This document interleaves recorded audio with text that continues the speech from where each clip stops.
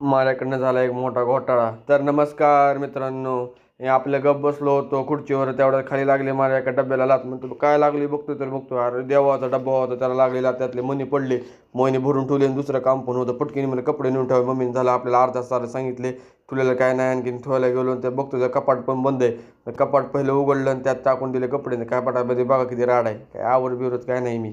मग आपलं तयार बियार झालं, हातपाय पेटवून धुतले, निघालो बाजारला. आमच्या इथं आठवडी बाजार असते रविवारी, ते बाजार करण्यासाठी निघालो होतो मी. घेतली गाडी, आपलं निघालो गाडीवर एकदम एकदम हवा करत, कसं सुंदर आहे का नाही.